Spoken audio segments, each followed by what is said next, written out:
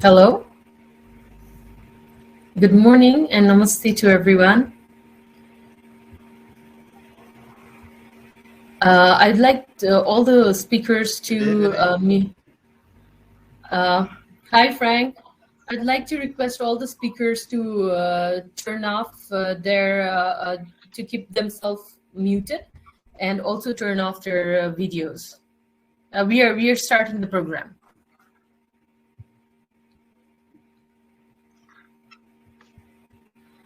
Good morning again. Good morning and namaste to everyone. I'm Swati Thapa, and I'm currently a Vice President of IHS International Alumni Board of the Erasmus University, the Netherlands. I'm also currently an Executive Director of not-for-profit organization Pratima Nima Memorial Foundation. We are based in Western Nepal, and also a board member of a semi-government organization, National Trust for Nature Conservation. On behalf of the entire team of our new board of IHS, it is our great pleasure to organize this webinar and also invite every one of you to this webinar on climate change from learning to action. Let me introduce a little bit about this board.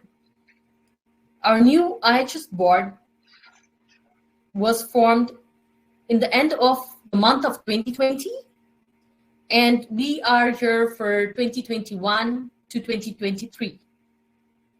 It is my great pleasure to introduce them. Stefana Kozen, Alumni Relation Officer. Ms. Alexandra, she's our president. Mr. Dhruv, he's our global network builder. Then Isabel Lima, she's our communication responsible. Today, we are here with the topic on climate change. Climate change has always been one of the biggest topics. It is the hottest topic that is being discussed worldwide. And it is very important.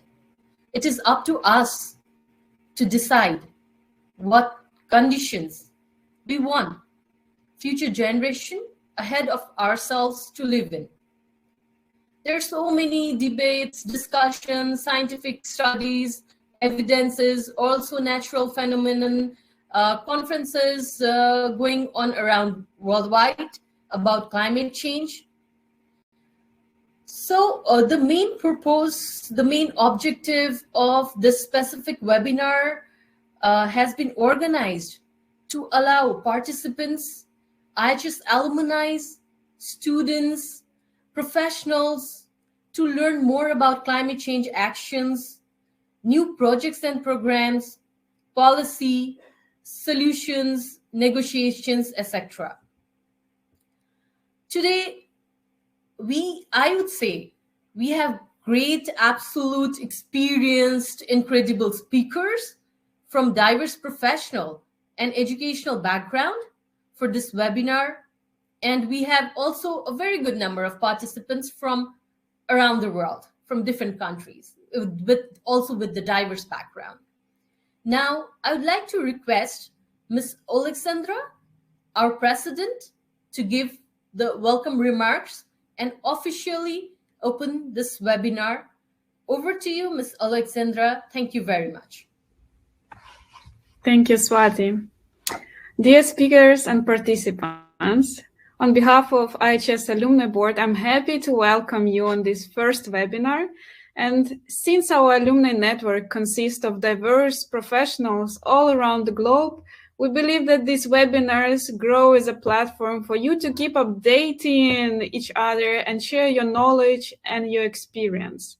And so if you are an IHS alumni, and you want to present something on these webinars, or maybe you would like to organize one of the following webinars and have a fruitful discussion or panel discussion within our network, please contact Swati, Thapa, and I wish you all enjoy this evening and learn something new. Thanks. And I give the word back to Swati.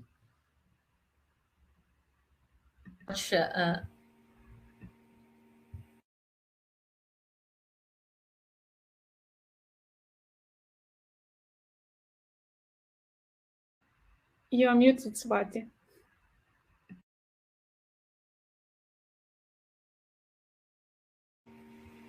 Okay. Thank you so much, Alexandra. Now we are moving ahead. First, like here, now I'm going to give you all a bit background information of modality of this webinar on climate change. We have 2 modules and 5 speakers. For the first module, our speakers are Ms. Elena Mary Ensenado and Ms. Laura Quadros Aniche. For module 2, we have Ms. Pragati Shahi, Mr. Frank Kwesi Nansam Aggrey, and Ms. Saraswati Thapa. All the speakers will be given 10 minutes each for the presentation, followed by question and answer session for 5 to 10 minutes. I would like to introduce our first 2 incredible speakers who will be giving a joint presentation first, and again, they will be giving the individual presentation on a very interesting topic. The topic is coastal living labs and nature-based solutions for climate resilience. Both the speakers will be given 10 minutes maximum for the joint presentation as well as the individual presentation. A little bit background about our 2 brilliant speakers. Elena Mary Ensenado, she's currently working, and she works as a specialist in especially nature-based climate change adaptation planning at IHS. Her thematic interests include climate change and environmental planning, learning for socio-technical transitions, and also social ecological resilience, ecosystem services, and nature-based solutions, vulnerability assessments using participatory methods, and participatory decision-making using multiple criteria analysis. We have Laura Quadros Aniche. She's an urban sustainability and climate change specialist. She works on education, advisory, and research on urban sustainability, and also on governance. Her expertise focuses on nature-based solutions, ecosystem services, climate change adaptation and resilience, urban living labs, participatory processes, and legitimacy. Now, I'd like to request our first speakers to turn on your mic, unmute yourself.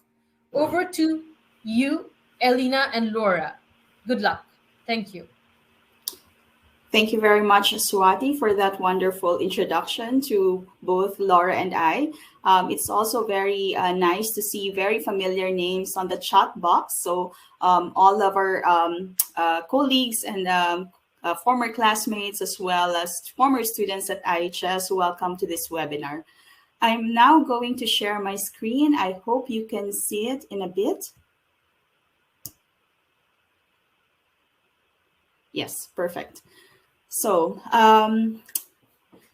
as mentioned by Swati, together with my colleague, Laura Quadros Aniche, we are going to talk about coastal living labs and nature-based solutions for climate resilience within the context of our project called SCORE, which IHS is involved in. SCORE stands for Smart Control of the Climate Resilience in European Coastal Cities. This is funded by the European Commission Horizon 2020 program, which provides funding for research and innovation projects in Europe.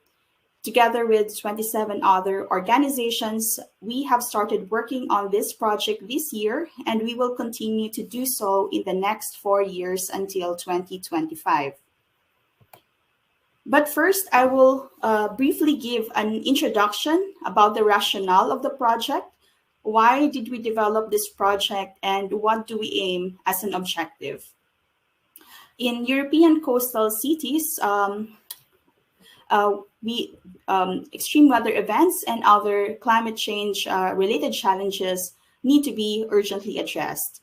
And these coastal cities experience flooding, erosion, and storm surges.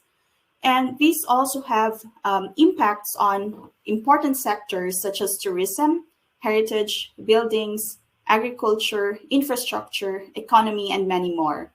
With that, addressing climate resilience requires advancements, including on acquiring data, on forecasting, and understanding the potential risks and impacts for real scenario interventions. Our project then focuses on ecosystem-based approaches as climate change adaptation interventions, which will be supported by smart technologies to increase climate resilience.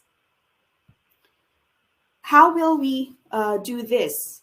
Our project works with 10 European coastal cities from 7 different countries, namely Ireland, Poland, Slovenia, Spain, Portugal, Italy, and Turkey. And these cities experience many climate-related challenges, such as flooding, both coastal and inland, erosion, and storm surges. Further, there are sectoral impacts which bring damage to lives, properties, and economies. We are going to work with these cities in a co-creation manner in developing, implementing, monitoring, and evaluating ecosystem-based adaptation together with smart technologies and other interventions. With that, the general objective of our project is to study, design, develop, monitor, and validate robust adaptation measures in coastal and low-lying areas to protect them from increasing climate and sea level risks, including coastal flooding and erosion, to enhance their overall long-term resilience. To further talk about the details of the project, I'm going to turn this over now to my colleague, Laura. Thank you, Elena. Hi, everyone. Good evening for us. Good morning for some of you. It's a pleasure to be here. Thank you, Swati, for the warm welcome. I will now share my background, my screen as well to continue the presentation. I hope you see it by now. So to achieve the objective that Elena was just mentioning, SCORE created this concept, which is a combination of ecosystem-based approaches and smart technologies. So we are going during these 4 years to develop a framework for the development, deployment, evaluation, and uptake of these integrated solutions as an optimum route to improve the climate resilience of these 10 coastal cities in a rapid, equitable, and sustainable way. How we will do it, as Elena was mentioning, we are going to establish a network of 10 coastal city living labs. We will invite multiple stakeholders to join us in this co-creation approach, and we will have novel digital technologies supporting us.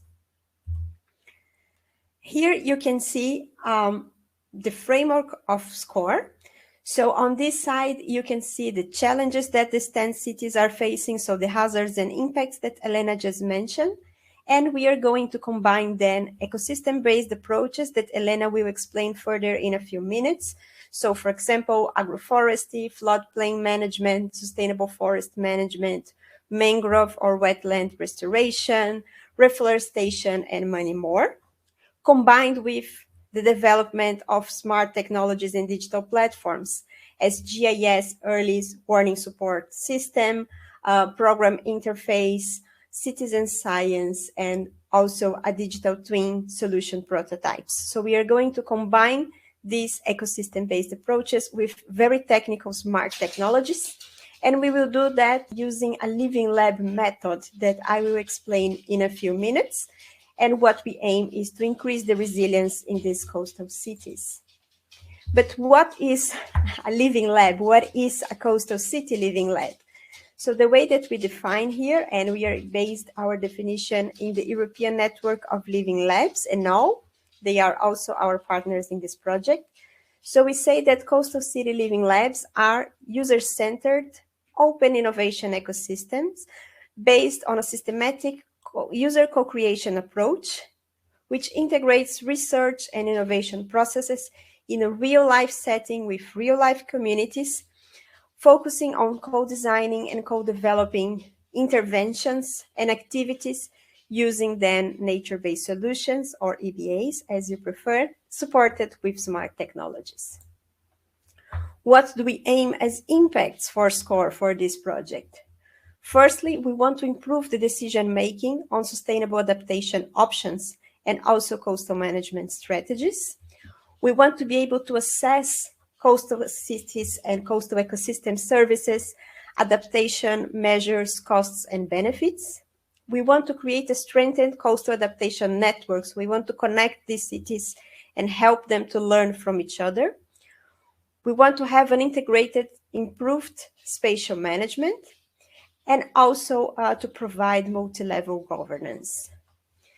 In addition to that, as spin-offs of the project, we aim to establish new opportunities for products and business models, to create a collaborative network between coastal cities within the project, but also beyond, creating these opportunities for cooperation and co-learning with different kinds of stakeholders, not only partners, but also experts, practitioners from different fields and cultural backgrounds. We would like to consolidate the expertise on ecosystem-based approaches and smart technologies, exchanging knowledge and disseminating the outcomes. For that, I will invite Elena back to tell us a little bit more about what we mean with ecosystem-based approaches and nature-based solutions. Thank you, Laura.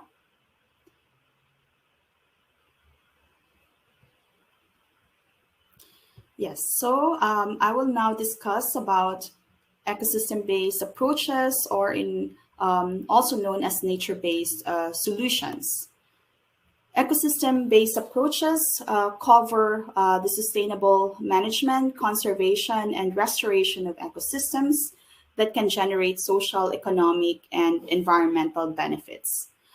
This focus particularly on climate change adaptation, and it is an integral part of many adaptation strategies, and this cover different adaptation policies and measures that really take advantage of the ecosystems, or in other words, taking advantage of nature. So what are the examples of EBAs? Ecosystem-based adaptation include wetland restoration, floodplain restoration, river restoration, forest management, agricultural management, and many others. EBAs range from small to large-scale interventions. This can be an urban green park or community garden, or large-scale projects such as wetlands. The good thing about EBAs is that this can be implemented at different scales and in different sectors, and integrates as well different stakeholder groups.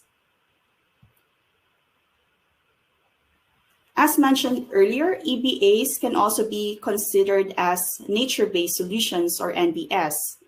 So are other related concepts such as ecological restoration, ecosystem-based disaster risk reduction, natural infrastructure, green infrastructure, blue infrastructure, among others. Related approaches can be clustered together based on this similar overarching concept of taking advantage of the benefits that can be derived from nature, and thus the framework, or the umbrella term, nature-based solutions, came about. The European Commission, or EC, has a very broad understanding of NBS, that NBS are all solutions inspired by nature. NBS are defined by EC as living solutions inspired by, continuously supported by, and using nature, which are designed to address various societal challenges in a resource-efficient and adaptable manner, and to provide simultaneously economic, social, and environmental benefits. This definition is widely adopted by studies in the field, particularly that many studies are born from research and innovation programs funded by the EU. Within the framework developed by the European Commission, NBS has the potential for addressing cross-cutting challenges and solutions across geographic and temporal scales. Within this framework, ecosystems and biodiversity are very much linked with the climate as well as physical environment and also the socioeconomic and sociocultural systems. EBAs or NBS has many benefits or co-benefits for human health and well-being through the production of ecosystem services or the goods and services that we can derive from natural ecosystems.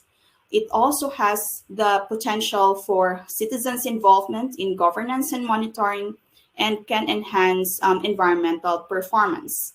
However, aside from benefits and co-benefits from biodiversity and ecosystems, there are also costs and trade-offs that come from NBS. The European Commission, which drives EU-level policies that each member state should adhere to, has identified 4 goals for NBS. The first is enhancing sustainable urbanization through nature-based solutions that can stimulate economic growth, restoring degraded ecosystems to improve the resilience of ecosystems, enabling them to deliver these important ecosystem services, also to develop climate change adaptation and mitigation, and lastly, to improve risk management and resilience. Within these 4 goals of NBS, there are 7 research and innovation actions of NBS. These are through urban regeneration, nature-based solutions for improving well-being in urban areas, establishing NBS for coastal resilience, multifunctional nature-based watershed management or ecosystem restoration, NBS for increasing the sustainability of the use of matter and energy for enhancing this insurance value, and for increasing carbon sequestration through nature-based solutions. And within the context of SCORE, the projects or the EBA and NBS projects can fulfill these different research and innovation actions, such as restoring degraded ecosystem, for example. Now I will go and explain the different characteristics of NBS. As you can see on the screen, there are 6 different general characteristics. These include being action-oriented, meaning focusing on the deployment of actions on the ground. These are multifunctional, offering numerous benefits and co-benefits. Being cost-effective, meaning the benefits exceed cost of implementation and maintenance. It is multi-scale, which can be implemented at different scales.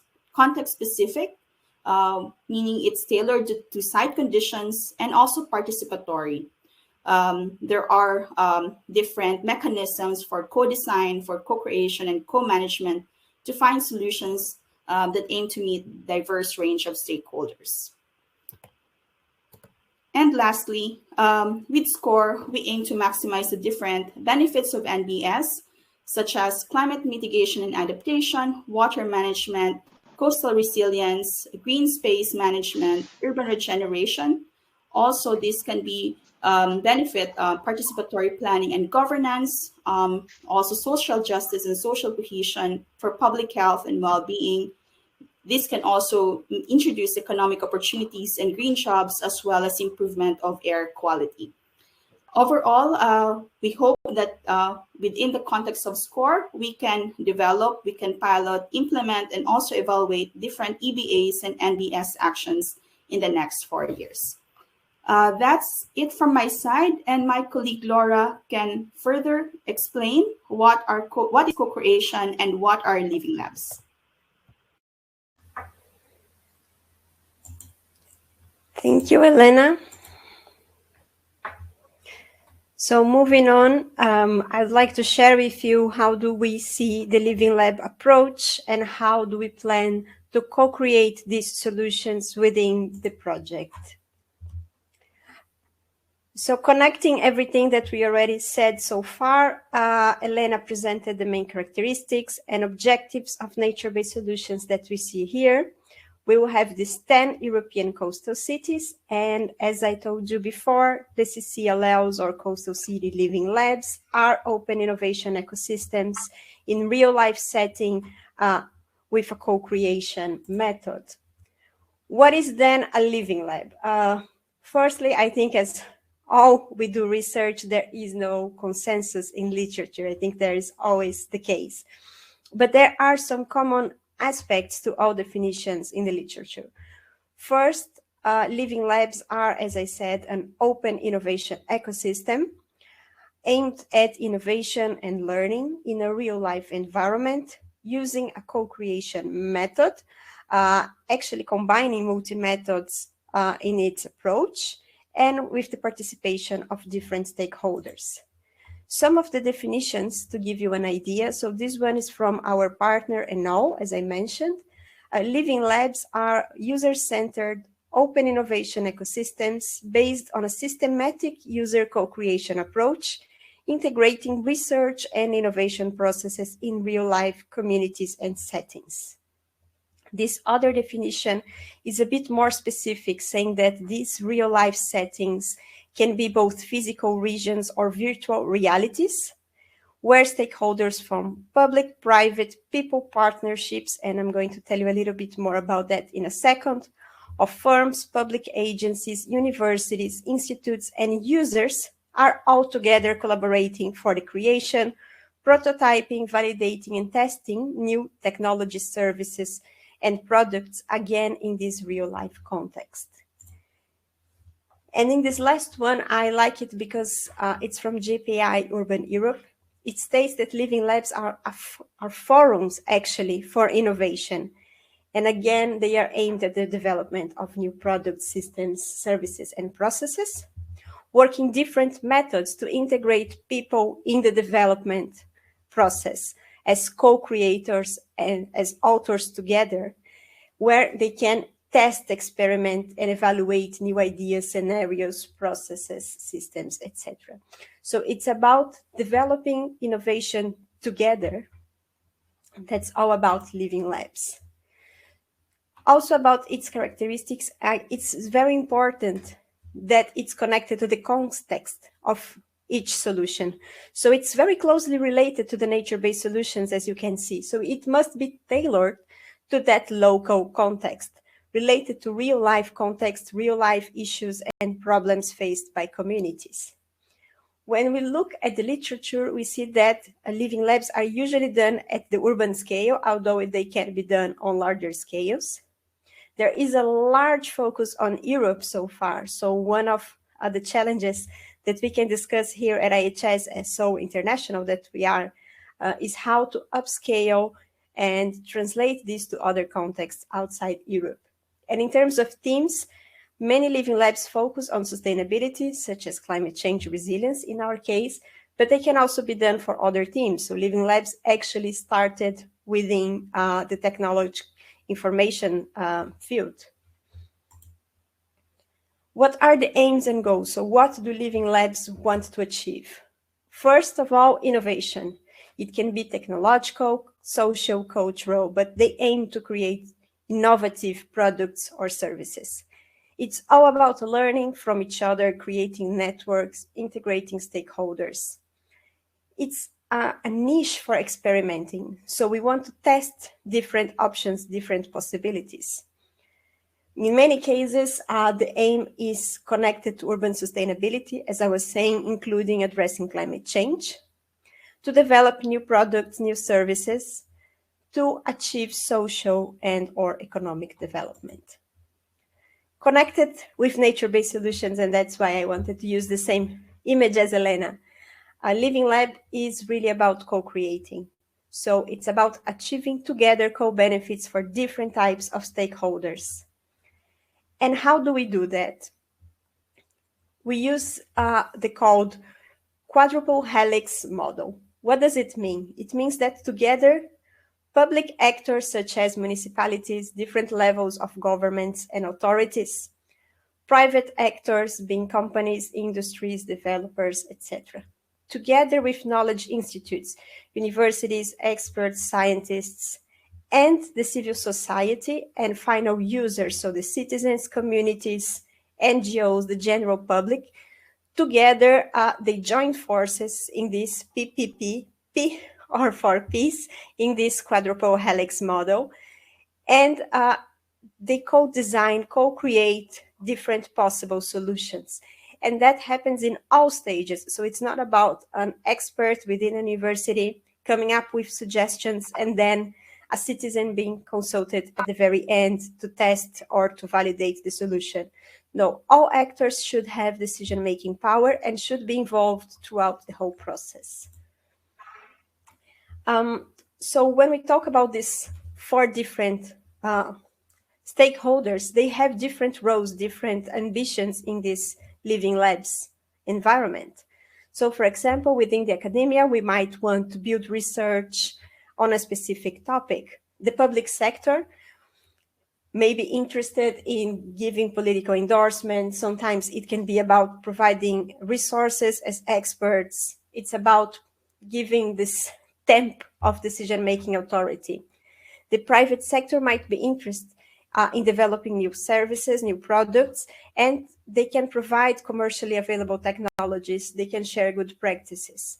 And the end users, of course, they are interested because they are the final beneficiaries. So through the Living Lab, they can participate, they can test, and also validate solutions. There might be also other roles involved. So for example, there might be providers, some organizations that can provide such some services, some products, some portfolio. They can, for example, take care of the infrastructure of the Living Lab. So this can be, for example, companies that want to co-develop such products and services. There are the enablers, which can be public sector actors, NGOs, or financiers. These are people who provide financial or human resources for the Living Lab projects. And then we also have the utilizers, people who are going to make use of these projects, services, and in the end, they are going to use the developed product. And how it is done? So we are talking about co-creating, involving a lot of stakeholders. How do we manage this? How do we integrate them all and make it work? So usually Living Labs have some kind of common phases. So in the beginning, it's about exploring ideas, understanding the context of the Living Lab setting. In our case, in SCORE, we have the coastal cities. Then we have a phase of co-creating. So once in the exploration phase, we define the problem, we understand who are the stakeholders involved, we can together develop and design potential solutions. Then the next stage is about experimenting. So we are going to demonstrate, test, and prototype as many solutions as we can, evaluate them, rank them, prioritize, and then implement the best ones, operate them. And then throughout this whole process, we have evaluation and feedback in what we call iterative cycles. And combined with that, and that's something that I'm personally very interested, we have some processes such as translating, learning, and scaling. So what we can do throughout this process is also translate solutions from one context to another, learn from each other, and then scale up these solutions to have a larger impact. Visually, this is how we are doing it at SCORE. So this is our brand fresh framework and methodology that we are working now. So firstly, what we are going to do now in this first year is what we call empathize and define. So within the problem space, we are going to each one of these 10 cities. We are going to understand the context of each one, understand what are the practices, what are the problems that they are facing regarding climate resilience, who are the stakeholders that should be involved, and how we can integrate them to then later co-create. We are also going to understand the barriers and how to overcome them. Then we move on to the solution space, where all these stakeholders together, again, they co-design, they join forces to create potential solutions. They can pilot interventions and real-life experiments in the field of each one of these 10 cities. We are going to evaluate the performance of these different options and possibilities, then implement the best ones, and then we have to think even beyond the living lab. So as I was saying, these aspects of learning from each other, exchanging knowledge, exchanging our resources, ideas, and then scaling up. So although at one hand, the Living Lab looks at the very local scale, at the context of each city, we also want to create systematic methods, solutions, and approaches that can be translated to other contexts and then be scaled up so we can have a larger impact when it comes to climate change resilience. Thank you. That was it from my side. I hope you found SCORE an interesting project, and stay tuned to see our results in the coming years. Back to you, Swati, I think. Hi. Thank you very much, Elena and Laura, for the wonderful presentation. It was very insightful. It seems Project SCORE is very interesting, starting from, the entire project, and also the pilot that you're planning for, and also to replicate into the other cities, starting from one place, then eventually replicating to other areas as well. Now we would like to open the floor for the question and answer sessions. The questions has been written in the chat box. I'm just going to read it out, and then whoever wants to answer in both of you, please raise your hand. Thank you. Okay, our first question for today from our participant is from Alvaro Cabrera. You talk about ecosystem-based approaches, nature-based solutions, but also smart technologies. Can you please give us some examples to understand better? So here's our first question. Over to you, Laura. Yes, I cannot see Elena anymore. I just see. I can hear. I can also talk. Okay, so I'm gonna start, and then Elena can add. So when we talk about ecosystem-based approaches or nature-based solutions, we can be thinking, for example, of creating a park to provide soil erosion in the coastal areas. So something based on nature. But when we talk about smart technologies, we are talking about involving, for example, citizens in a citizen science project or activity to establish sensors to know exactly about the weather forecast, the predictions, or we can also create a digital twin scenario. So we simulate the exact same town, the same city, but in a virtual reality to test different scenarios. And the idea of SCORE is that we can combine both. So we can combine the potential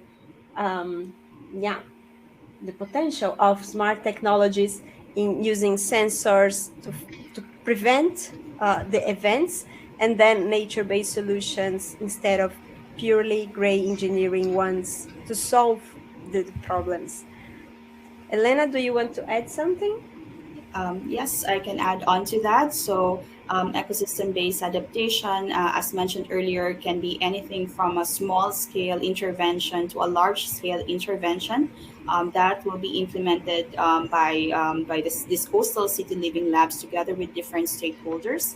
And what is good about this project is that if it's the novelty about this is that it combines NBS with smart technologies, which previously are taken separately. So within our project, we are combining this together to test, let's say, the usefulness, the effectiveness of combining these integrated solutions to increase resilience. So as Laura mentioned, that there could be sensors that can be installed for monitoring, but also this can be used to monitor, let's say, the effectiveness or benefits of ecosystem-based adaptation or nature-based solutions. For example, the citizens themselves can test whether they're actually getting the benefits that should be derived from these ecosystem-based or nature-based solutions. That's the short answer. Yes. Okay, thank you so much. Thank you very much, Elena and Laura. We have the next question from our participant, Wahab. What are the practical measures to ensure coastal resilience?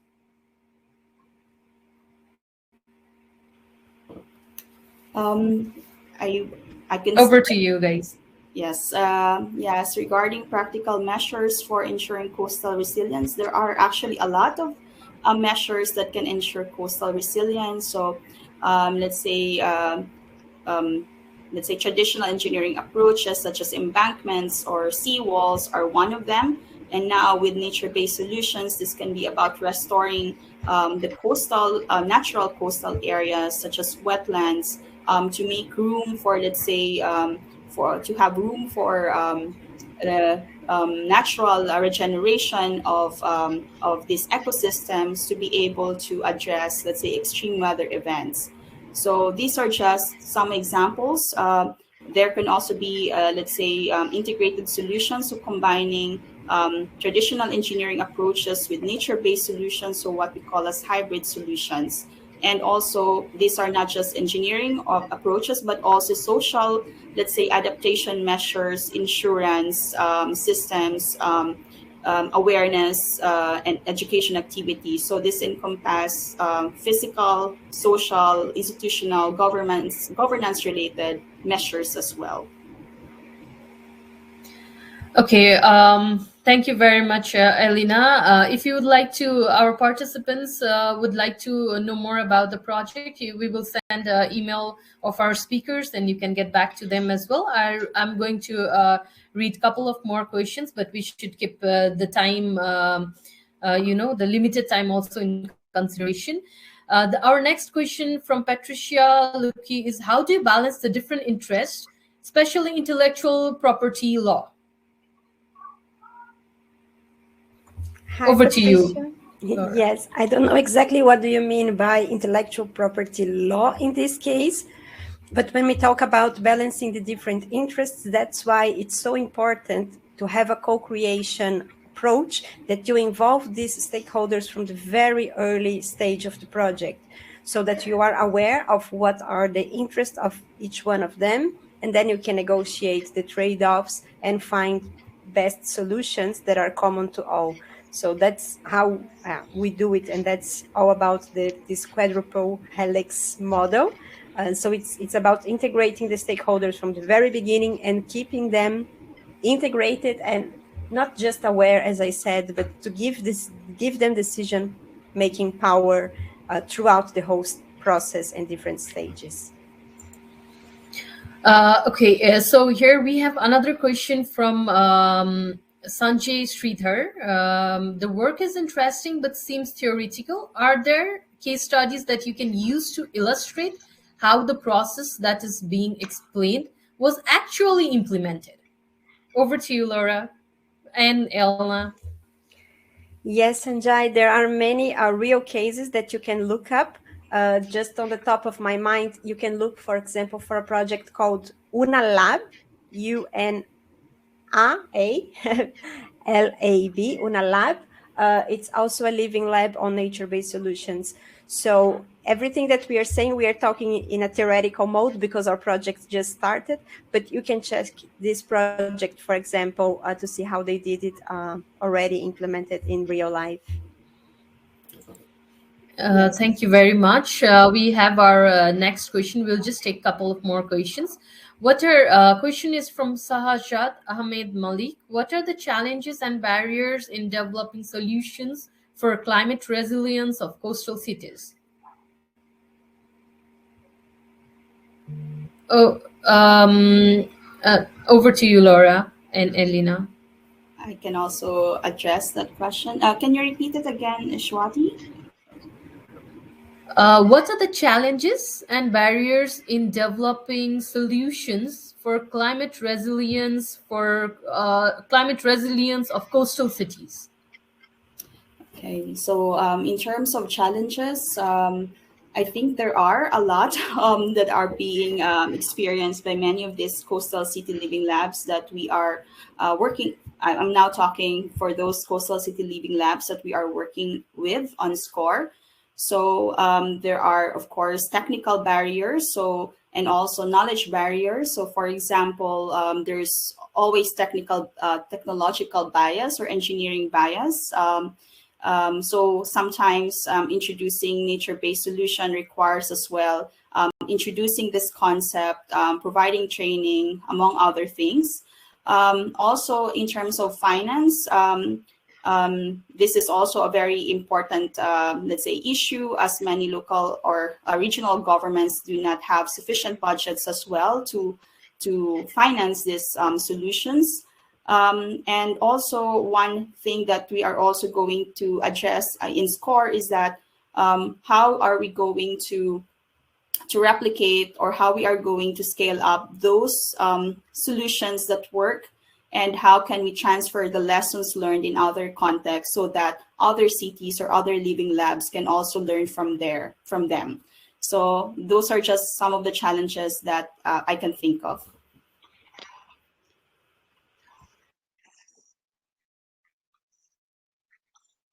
Oops, I think you're muted. Okay, sorry about that one. We have next question from Miss Priya Mendirata. How can we participate in the living labs? Can it be from one of the coastal cities outside Europe? So when we are talking specifically about SCORE, this is a project that was already approved and it's being funded, so it's not possible to join it now. But we will have, and I saw another question related to that, we will have many knowledge mechanisms and tools to share the knowledge acquired in SCORE for people in other cities all over the world to use it. So you can access our website. We can put it in the chat in a few moments. But not only SCORE. We are talking about SCORE because that's the project that we are working on, but there is information available online. So I mentioned, for example, the UNA Lab, but there are many more. So I think the first entry point for you could be to check the learning outcomes of such projects, and then maybe create your own living lab. That could be an idea. Okay, thank you very much, Laura and Elena. We'll take the last question for today, but we have 5 to 6, a couple of more questions because the project is very much interesting, you know. So I'll just send your email address to all of them so that they can get back to you and ask, come back with you with question and answers. For now, because of time limitation, we'll go with the last one.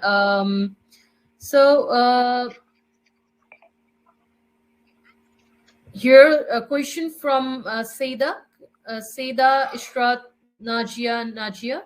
Coastal cities in developing countries are more vulnerable to climate change. However, the context is very different from cities in European countries. The question is how cities in developing countries can develop such approach. What is your suggestion? So this is the last question we'll be taking for your presentation. Thank you very much.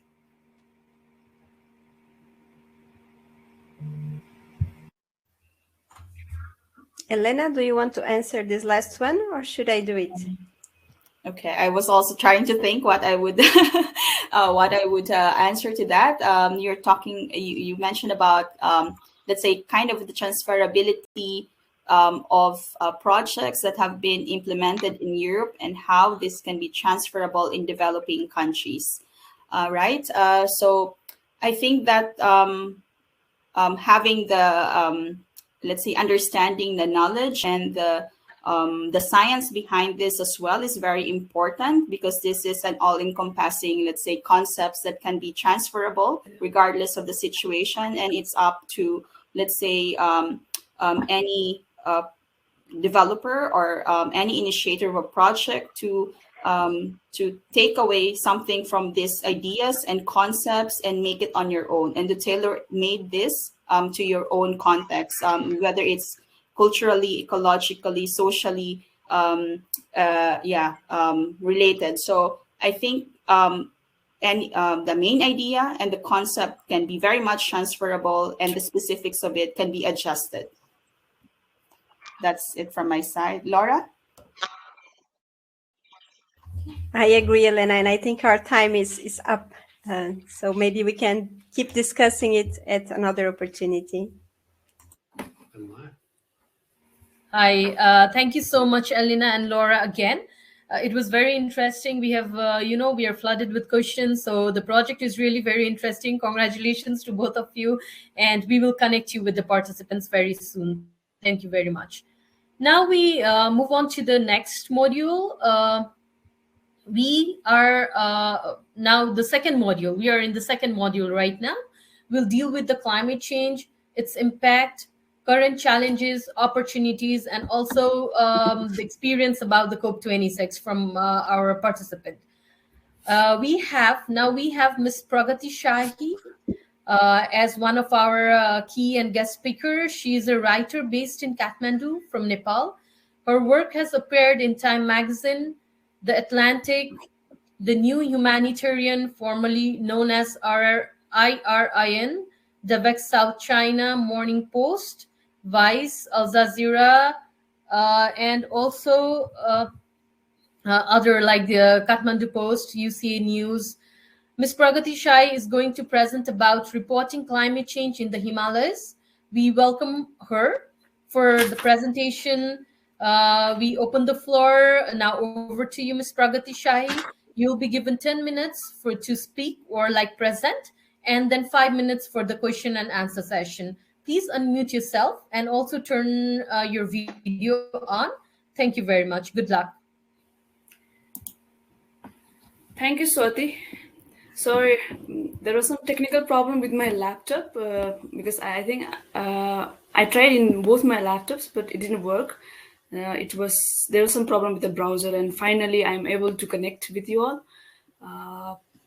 So I had a small presentation. It was more of a pictorial one, and sorry, due to the technical glitch at the last minute, I'm not able to work on that presentation. But I will be more I will be speaking more on it. So basically, thank you for the presentation about this ecosystem-based services. That is quite relevant in our context as well. Hi, Swati, can you hear me? Yeah, hi, I can hear you. Yeah, we'll just keep ourselves muted, and then we are here, but we'll just keep ourselves muted. Sure. Because I have gone through a lot of these technical problems, so I just want to make sure it's working. Thank you, Swati.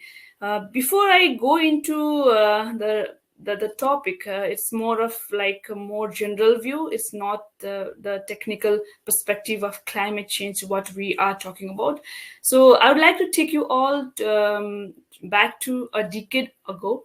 It was just my starting. I was starting journalism at the time. It was in 2019.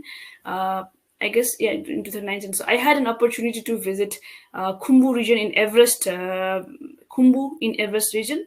So that is one of the most highlighted area when you talk about climate change in Nepal and the Himalayas, glacier melting and all. So that was my first hand learning. I would like to say first-hand experience of witnessing what a climate change impact could be. We went to this site called Thame. It's a small village at the backdrop of Mount Everest. It's a very beautiful village.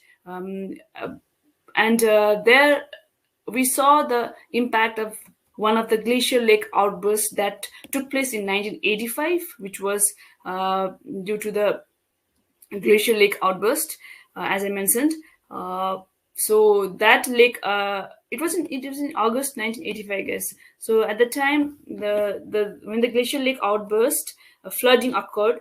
It had serious consequences. The devastation, you can see it still now. It's still visible there. So at the time, when we talked to the locals, the impact when we talk to the locals, they just mention about the devastation it caused, like one of the biggest hydroelectricity project which was just inaugurated in that area was swept away by the flooding, and like at least 3 people were killed, and a lot of other infrastructural damage like bridges, houses, and all. So that was the first-hand experience of climate change. And when we talk about climate change reporting in Nepal, it's basically about Himalayas and glacier melting. Even when when we see the reporting from Nepal's, you must have, you all must have gone through the reports from Nepal, and you see more often like Himalayas are mentioned more often than other issues. So that's the main. Main issue that is covered from Nepal in the international arena. So for us, like as a media person, it's like climate change is a very technical term, and like in our context, it's more of us like devastations from the disasters. And I would like to take a few examples of recent devastation that took place in Nepal in 2021. We had a severe flooding in Melamchi, which is just 40 kilometers northeast of Kathmandu, which is the capital city of Nepal.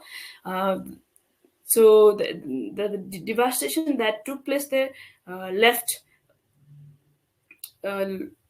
like it swept away a lot of these houses, and then at least a couple of people were like, I think at least 12 people died, and more or less 3,000 people were still missing. So that was a big devastation there. And another flooding event occurred in one of these Himalayan mountain areas in Manang and Mustangs, which these 2 districts are known as the rain shadow regions of Nepal. So they get very little rain during the monsoon, but this time, just on the onset of monsoon, which was in early May, this is not the monsoon time, but generally in Nepal, monsoon onset is in June 6th, which is the first week of June. But at this time, we got this rain quite early, because we had a severe drought during the winter, and then followed the monsoon, early monsoon, and we had a very heavy rainfall during the monsoon. And so during that time, we had like this Manang and Mustang districts, which is so Mustang borders China. It received almost 166 millimeter of rainfall. Mustang received like Manang received 160 mm rainfall in May, which is comparatively like 460% more than the average rainfall. So, and that devastation, we could see the devastation caused by that flooding. So there was another event that took place in Mustang. So there was an avalanche in Mustang due to this rainfall, which occurred just before the onset of winter in Nepal. So these are some of the examples that we can say are triggered by the climate change or triggered by the extreme rainfall events in Nepal. And more or less, this kind of events are reported in our mainstream media. When these events occur, these are reported in our media. But so the media persons basically means they are representing the bridge between the policymakers, the public, general public, and researchers. So we most of the times the reports we get are from the like in Nepal in general, I guess, mostly in developing countries like Nepal, I would say. The research on climate is very minimal. We we lack research on climate change at the macro level, and both at the macro and micro level. We most of the time it's just when the incident occurs, or like when there's incidents, it's reported. Otherwise, we don't have sufficient information or sufficient back data or to substantiate that cause. So one of the constants in a developing countries like Nepal on reporting climate change is we lack sufficient resources from the research perspective, because as I say, as we report on various topics, mostly at the micro level, we either we either go for information from our ministries, our policymakers, and there are few research institutions which work on climate change, but still that is not sufficient. Sometimes we have in Nepal, mostly the mainstream media, or as I represented a print media, which is basically based in Kathmandu, but mostly in Nepal, it's like the media access to media is very, very low. Almost 90% of the population are like access to, almost 90% of the population have access to radio communication, which is, and we have community radios which are at the very local level, and people have access to it.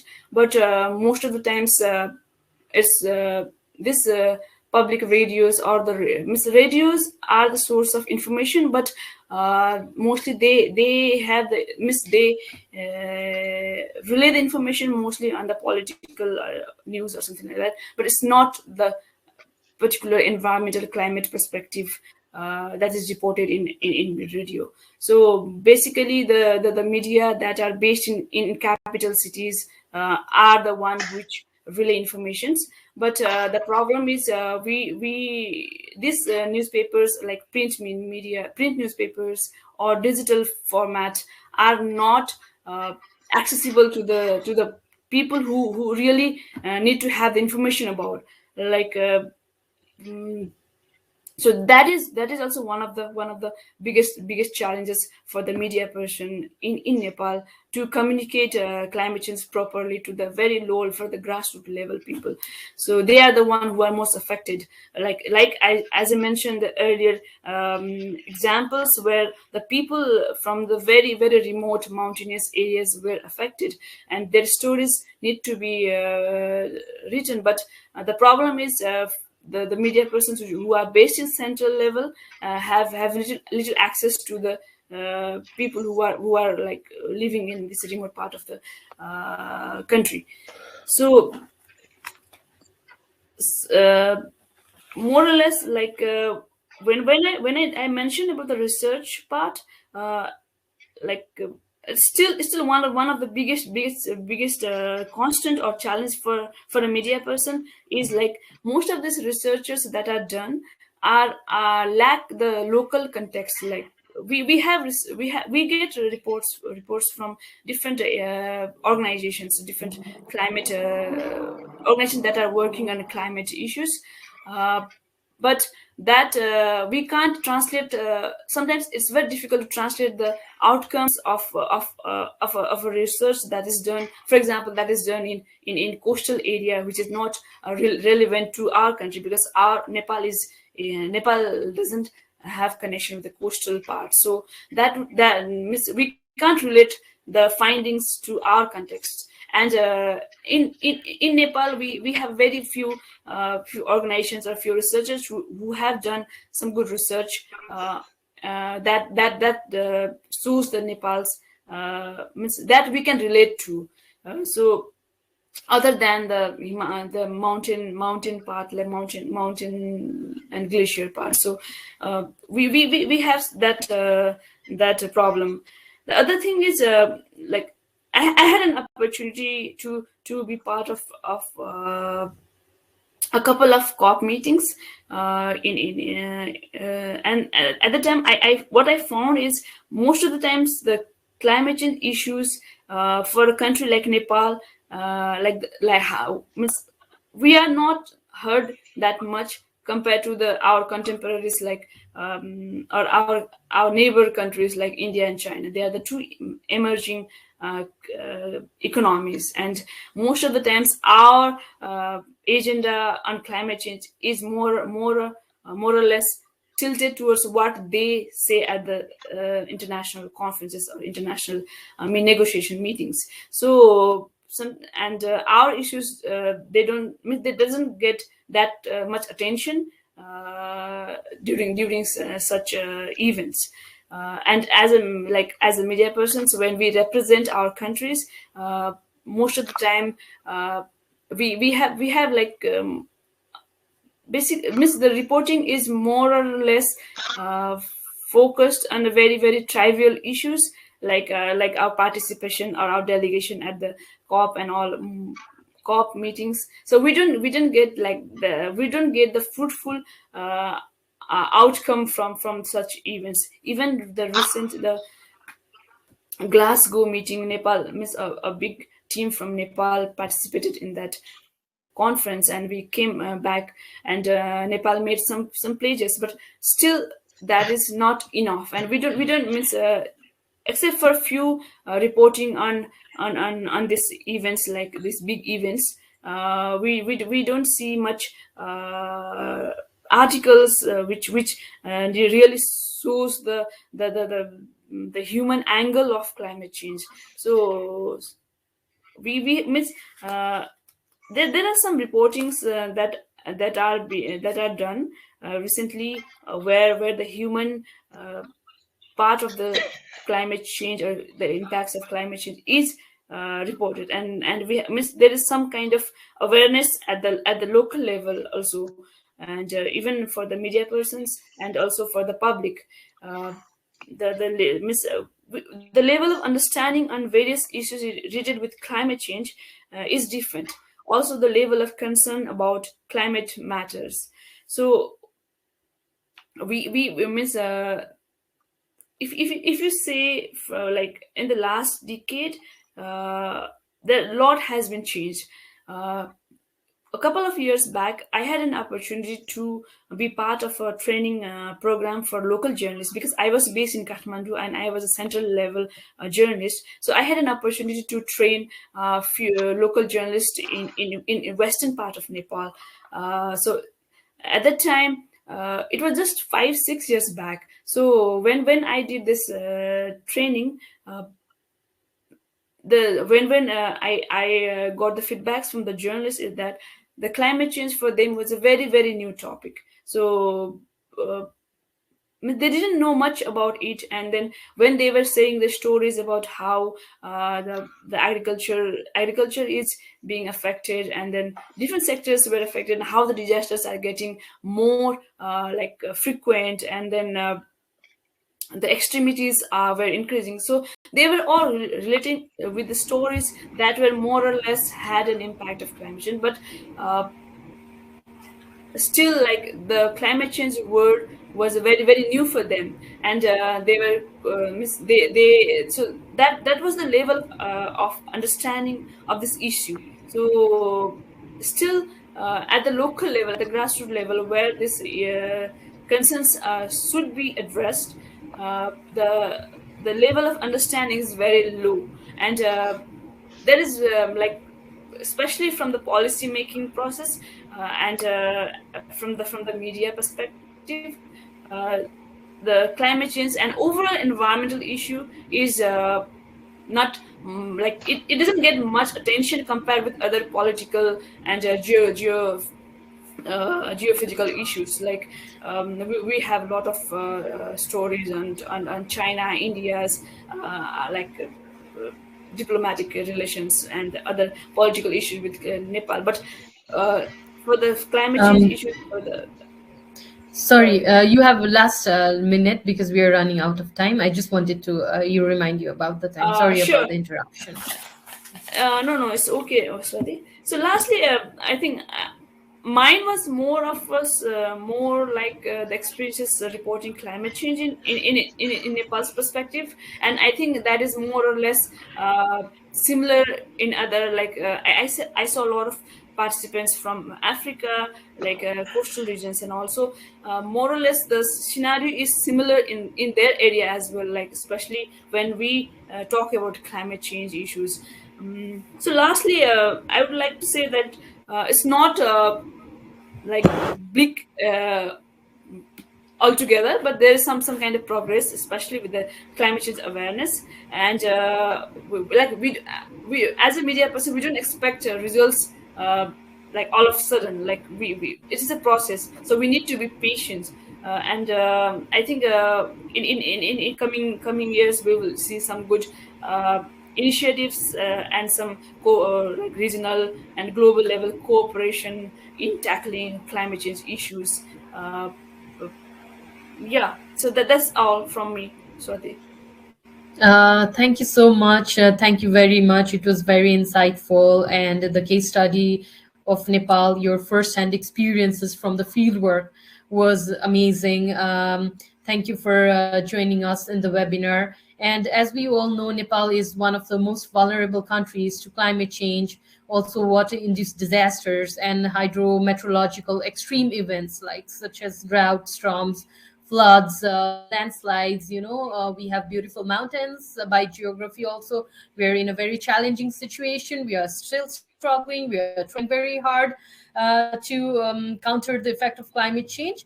So thank you very much again. We do not have question and answer. We just have one question. Probably it's the I would say it's a comment, but I would like to read it out for Dia Nira Uruburu.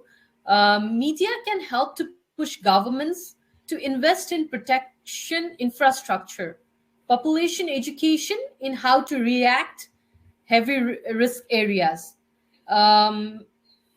And another question is like probably that's a comment. If you want to reach out to Ms. Pragati Shahi, we'll send more details about her in the chat box later on.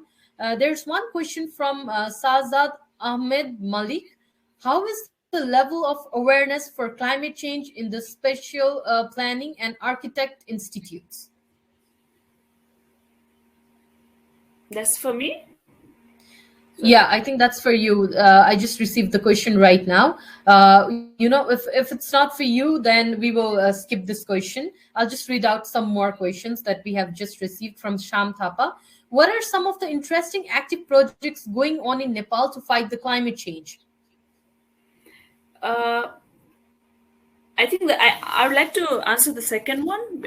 I don't have I have to go through the information for that to get the detailed information of the pipeline project or the running projects on climate change. But I think there are more of the projects are based in climate change adaptation, because for Nepal, adaptation is key than mitigation. And we have few projects on climate resilient communities. And also we had previously we had a project on ecosystem based services, which was partnered by IUCN, and they had a project in Panchasi region in Kaski area. That was one of the projects I can relate to. But for the detailed information, I could go through the information and maybe send to him if he needs more information about it. Okay, thank you very much, Ms. Pragati Shahi. Now we will move on to our next speaker. Thank you for the wonderful speech and the information. I would like to request you to mute and then turn off the video.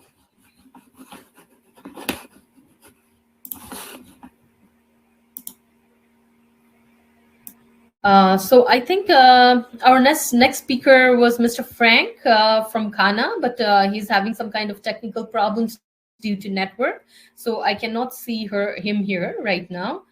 So our next key speaker is Ms. Saraswati Thapa. I'd like to introduce her to everyone. Ms. Saraswati Thapa is a PhD candidate at the University of Edinburgh, UK, Her PhD research is on modeling the impact of sediment transport on flooding in the Nepalese river basin and finding its implication on landscape evolution. This reflects her major areas of interest. Another is the expanding the effective use of flood modeling and its optimization addressing sediment mobility. She is also an assistant professor at Pulchok campus, Institute of Engineering, Nepal. She is graduated in civil engineering and completed a master in water resources engineering and has continuously practiced the engineering profession, conducting lectures in water resources, engineering subjects, and involving in corresponding laboratories and research work for the past 10 years. Here, her topic of today's presentation is more related to the floods, the climate change, and the flooding. We will give Miss Thapa for the presentation, presentation time is like 10 minutes. Other participants, please feel free to write the question and answer in the chat box.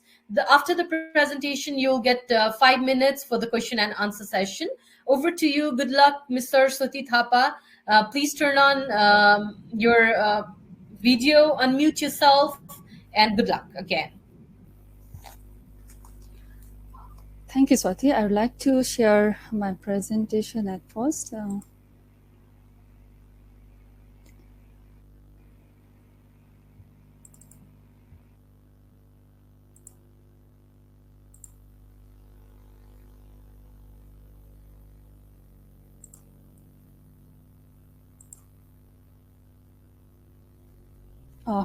Is my presentation visible?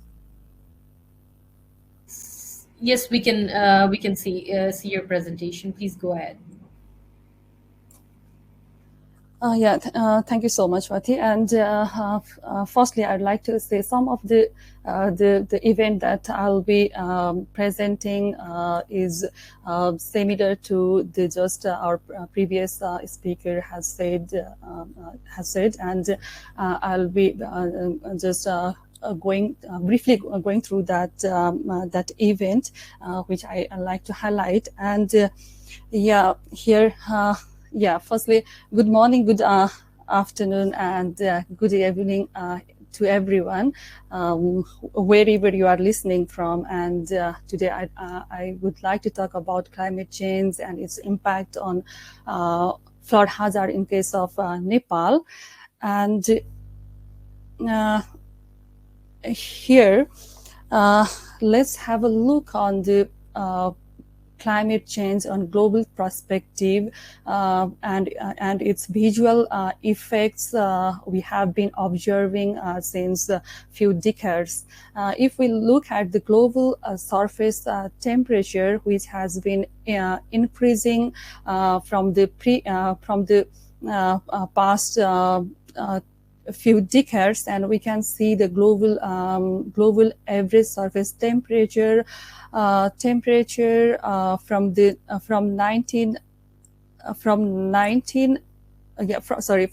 1880 to 2020, taking the difference from the average temperature from 1901 to 2000. We can see these blue bars indicates the cooler year than average year, and the red bar shows the warmer than average year. From this chart, we can clearly see the global warming, which is alarming from the 1980s, which has been increasing, and the around 1 degree Celsius increase in global average surface temperature since the pre-industrial era. And other visual impacts of the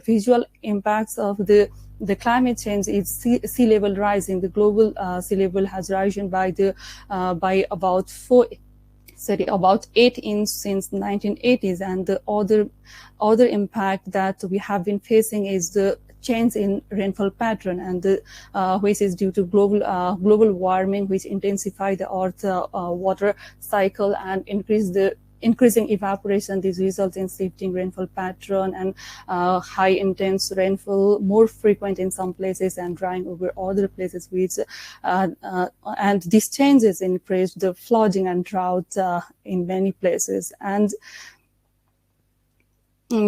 if we look at the climate risk index in the 2020 edition of German Watch Climate Risk Index, the countries most affected by the extreme weather events are more concentrated in Asia, and we can see the Nepal here, which was judged to be ninth hardest hit nation by climate calamities during the period from 1999 to 2018.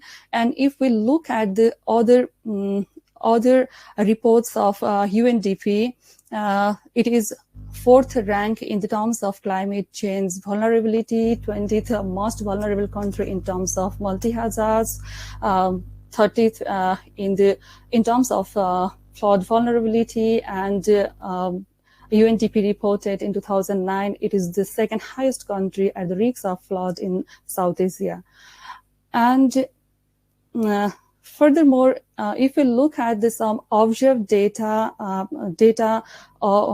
from the Department of Hydrology and Meteorology, Nepal, here in first figure we can see the annual average precipitation is varied all over the Nepal which is lowest in mountainous range and the highest in the central part, which is from 15 millimeter to 3,000 millimeter per year. And we can also see in second figure the temperature, the maximum monsoon temperature variation from -5 degree at the Himalayan range to the 35 degrees Celsius in Tarai region.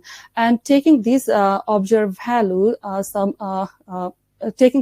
value, forecasting the future average annual precipitation and the annual mean temperature, we can using climate change model. We can see in first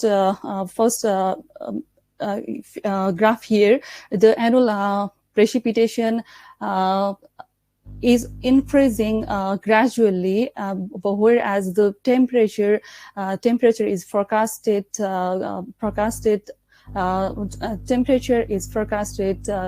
that increases dramatically from the 2000 up to the 2065. And the trend here in the figure we can see from 1981 to 2010 indicates that Nepal has been warming by about 0.6 degrees Celsius per decade, and which is 3 times higher than the global average. And looking towards the disaster summary of 2017 and 2018, we can see the death rate by major disaster among the major disaster due to the flood is highest, which is 183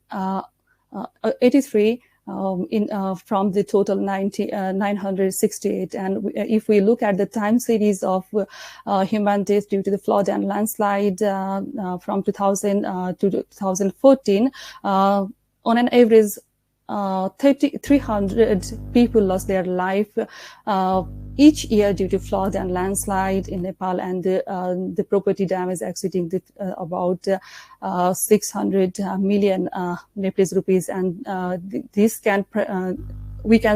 from this data we can say the flood is one of the major disaster in case of Nepal, among other hazards.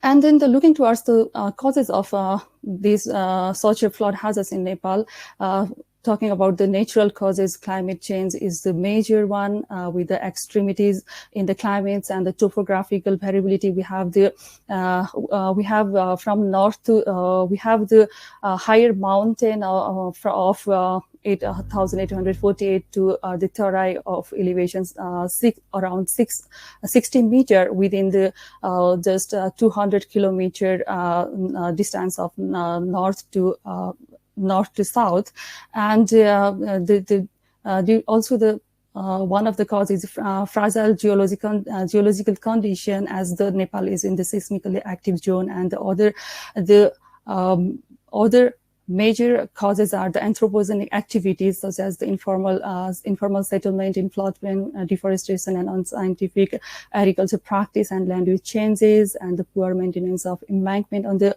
river system, and the unplanned urbanization and improper drainage management. Considering those causes, we have been experiencing different type of flood hazards. Among them, I would like to share some of the event here. The monsoon flood, because Nepal receive around 80% of rainfall during the monsoon season, which is from June to September, and every year we have been facing the inundation in Tarai region. This is one of the photograph I have collected from social media during the August 2017. Due to the heavy rainfall, we can see this area is completely inundated. And other case of 2017, our domestic airport was completely inundated, and the services was closed for more than a week. And looking towards the monsoon flood with the debris flow, it is one of the latest case we have faced is Melamchi flood. As our previous speaker already has explained about it. And here we can see the photograph of the Melamchi municipality just before. Here we can see the same location after the event, where we can see the not only the flood with the debris flow, just devastated. We have noticed about 9 over the area, and huge economical and human loss in this event. And the other type of flood we have been facing is landslide damming outburst flood. Just the one case of the Sunkosi River we have faced is the landslide blocked the Sunkosi River. We can see here in the picture that created the high dam and across the river, and later on that dam just outburst and damaged the hydropower project as well as the highway in 2014. And other type of flood is the dam and embankment burst flood we have faced in 2008 in the Kosi River, that is in the rock avalanche flood we have been also facing this type of flood. And here is one example of 2012 avalanche in Annapurna mountain range triggered a massive flood in Sethi River, and we have lost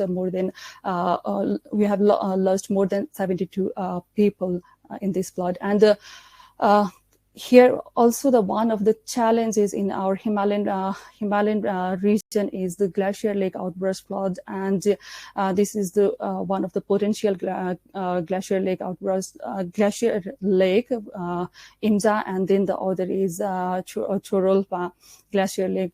And one of the research shows that the only 1.5 degrees Celsius temperature rise brought to loss at least 30% of glacier ice mass in Himalayas. If the global warming is rising in the same way that I have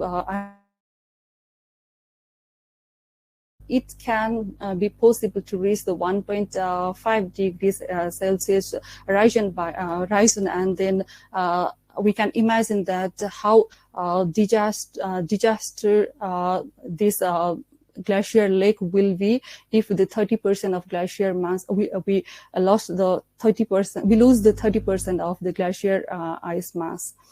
And here we can see the channel. Also, the one of the major flood we have been facing in Tarai is due to shifting the channel, shifting the river channel and bed aggradation due to the sedimentation in the Tarai region. We can see the one graph here, where we can see the river is changing its course from this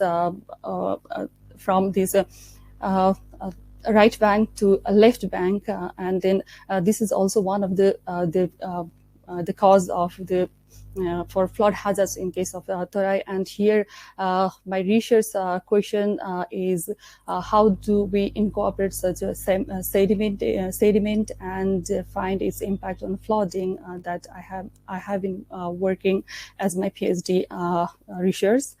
And other is the urban flood that we have been facing due to the heavy rainfall and due to the poor drainage system. Here we can see the photograph of the Kathmandu Valley, which is capital city of Nepal, and we can see the valley is completely inundated, and this is the event of 2018, and we can see these roads are completely blocked, and there is no more traffic continuation we can see here. And also the next thing that due to the anthropogenic activities and the growing urbanization, we can see, this is the photograph that I took during my field work, that we can see this the river embankment, and then which is under construction, and that constricted the river flow. And we can see the close view of this embankment. This river is used to be more than 30 meters wide, and now the embankment constricted this river to around 12 meters. And what will happen if the river is constricted constricted as a channel? And during the last August, I have noticed that you can see one of the video here which I have captured during the last August. The water is completely bank full, and it's about to reach the settlement over here. So it is we can say not only the natural not only the climate change, but along with the climate change, anthropogenic activities are also the triggering factor for the more causing the more hazards. And we can see and you can see the next my next research question is how do the anthropogenic activities affect the flood risks, and how can I minimize those flood risks. And then looking towards some of the assessment plan and practice in Nepal, the major disaster management cycle consists of the preparedness, response, recovery, and mitigation. And the flood early warning system is one of the major purposes of preparedness. And we can see the risk assessment, dissemination of the forecast and warning, and the activation of the emergency plan. And then in case of Nepal, Nepal's Ministry of Home Affairs serve as a lead responsible for disaster-related activities. And in collaboration with the DHM, our Ministry of Home Affairs has established the web-based national and disaster emergency operations center in Nepal, and the DHM is responsible for data recording, predicting and predicting and disseminating the weather forecast and early forecast and the warning, but it has been started just keeping the real-time station from 2 years ago. So still there are lots of research, and then the upgradation of early warning system is required. And in conclusion, I would like to say the climate change has been alarming in the context of global warming and may cause the multi-hazards, and among all hazards, flood is one of the major in Nepal. So flood hazards assessment is essential in case of Nepal, like in other flood-prone country. And flood forecasting and mapping is necessary to develop an effective early warning system. And changing climate is climate can increase the risks of flood hazards and other cascading effect. And last but not least, the longer we wait, the more difficult these challenges will become. So there is an urgent need to take account of these impacts in the way we manage, plan, work, and live in our areas. Thank you so much. Here I would like to stop. Thank you. Thank you very much, Ms. Saraswati Thapa. It was a very nice, pictorial, brilliant presentation, which gave us insight information about Nepal's current, status, about the extreme events, also about the urban flooding, its key characteristics. Thank you very much for your wonderful presentation again. I don't see any question and answer here for Ms. Saraswati.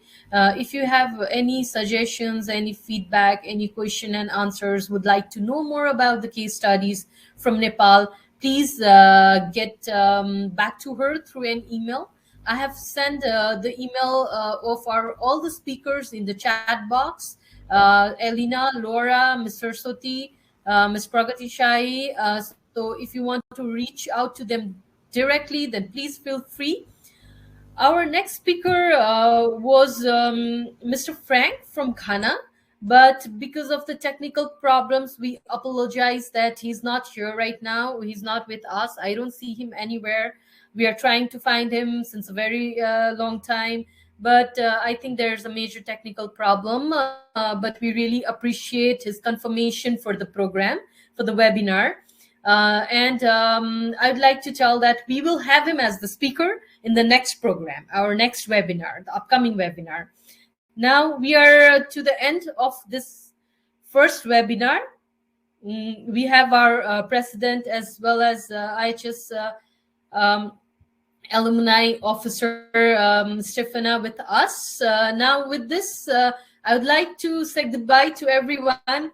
Thank you very much for your time. Thank you for your patience. Thank you for participation.